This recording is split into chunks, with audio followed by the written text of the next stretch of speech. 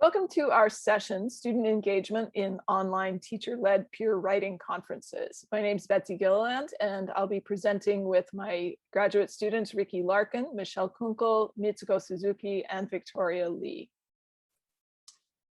Teacher-led peer writing conferences are conceived as a response to two problems that have been noticed in writing classes. The first is in using peer review when students are expected to give each other feedback, but often this has been reported as problematic, especially because students may not know how to talk about writing to each other, or they may not know how to appropriately focus their feedback.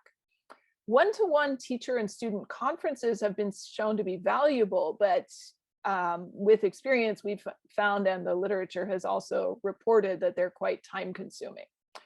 So the teacher-led peer writing conference is a hybrid of the two. And in Ching's work, he found that they're able to scaffold students learning to talk about their writing and to socialize them into roles as reviewers.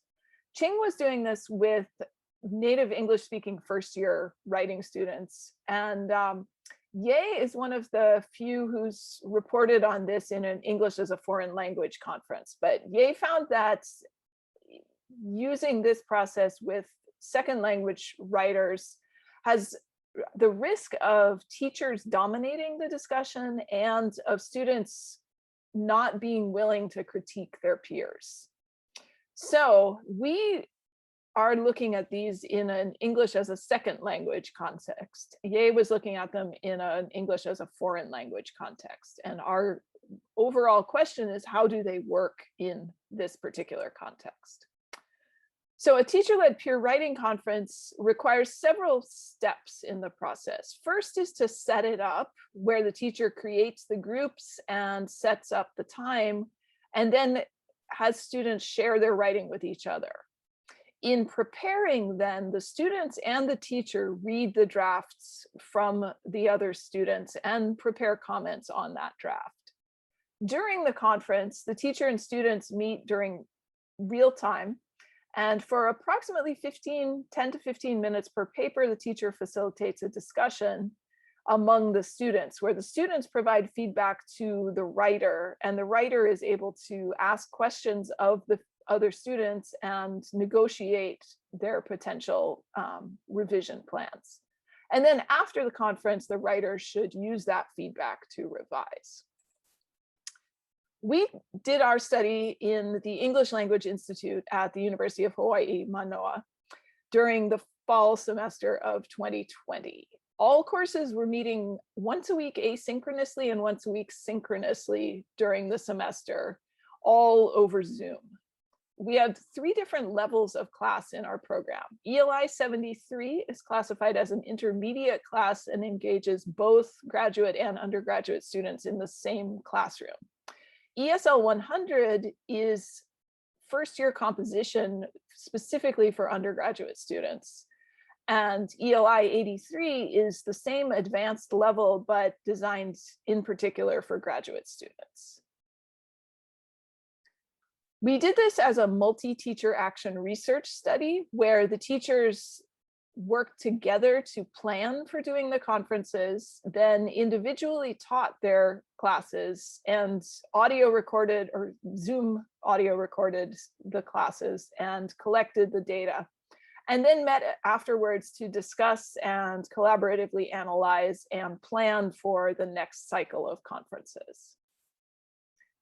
Each teacher set it up slightly differently in terms of how they ordered the review, which student's paper would be reviewed first, how they did the screen sharing, and how the teacher facilitated the discussion.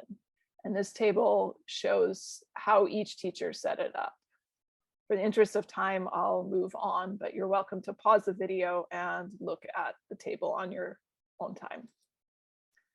We collected quite a bit of data. Zoom is a useful platform, allows video recording. We also surveyed the students, interviewed a selection of students after the semester was over, also collected all of the documents that the students wrote, their early drafts and the comments and revised drafts, and the teachers themselves recorded the sessions when they were discussing their process and wrote notes on individually.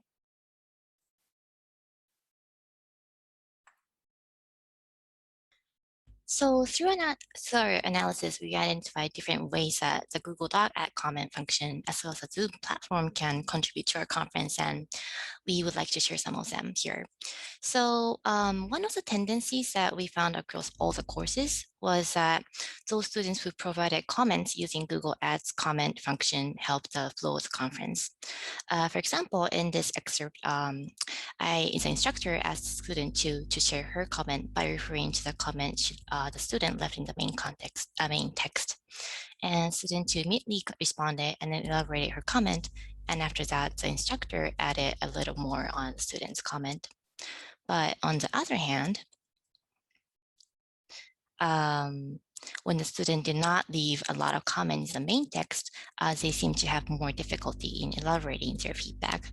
For example, in this excerpt from my class, I asked the student to share his feedback, but then the student said he doesn't have anything else to contribute. So what I did was I then referred to the review form at the end of the essay, which I assigned the students to fill in their comments based on the rubric we had prior to the conference.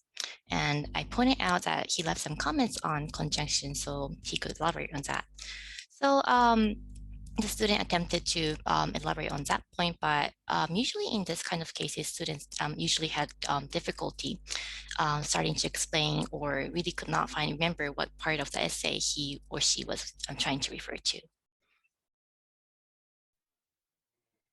And we also found that when students were not as prepared, it interrupted the flow of the conference. So in this example, I had one student who did not leave any comments either on the side of the document or in the review section on the bottom. And this was one student out of 4 who wasn't prepared.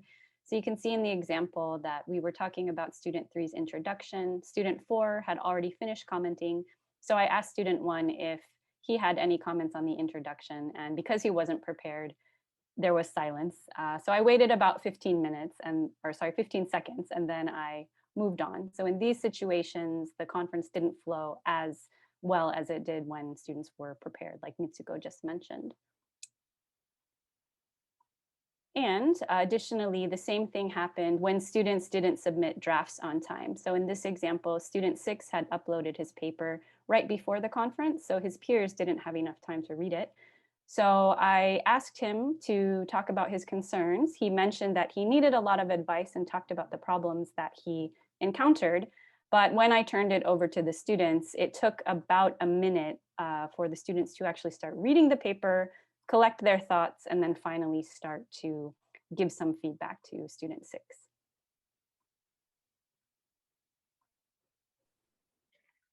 So one of the advantages of using Zoom screen sharing and Google Docs features is the highlight feature in Google Docs.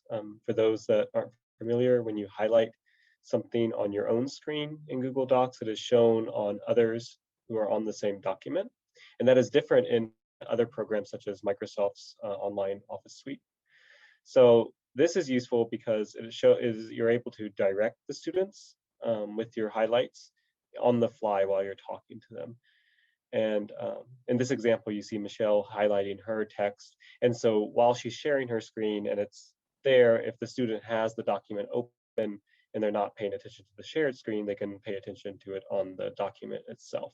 So it has it in both places at once. And it's good for moving around and navigating these documents. And then the second point that we wanted to make is that the comment feature is also a useful tool for the teacher, because once a student makes a comment and you want to follow up on it, you're able to use the highlighting features that we just talked about and the comment themselves to direct the students. So in this example, we had one student, student 2, that commented on the works cited page needing to be in the MLA format. So by having this comment here, it prompts the teacher to then direct the student on how to do that, how to go through and create the works cited with the hanging indents on the fly. And the teacher was able to walk the student through step by step with that highlighting and feature in Zoom.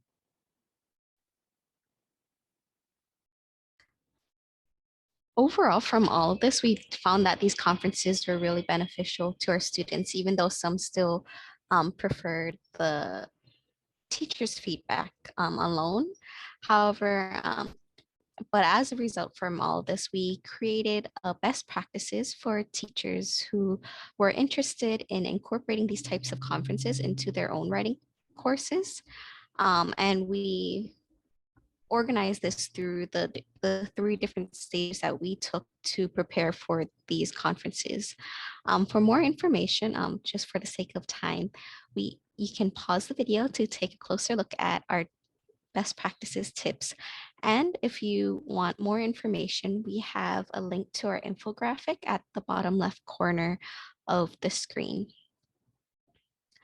Moving on, we also included some recommendations for teaching, especially when it came time to helping students prepare written feedback or even oral feedback for each other, because we found that there were other factors that influence the quantity and the quality of their feedback to each other.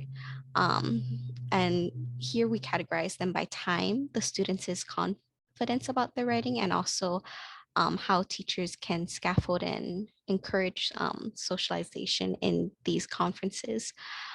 Just for the sake of time, I will focus on the students' confidence about their writing, because there a lot of students, especially the one here at the bottom of the screen, mentioned that the writing genre affected the type of comments they gave, even if they prepared a lot beforehand. And they said that their own self-confidence in their own writing abilities in the certain genre affected the way that they participated in the course, and they themselves were aware of this as well. So other factors could be at play when it came time for students in their participation and preparation for the conferences. Thank you very much for your attention, and feel free to contact any of us if you have questions about this project. Thank you.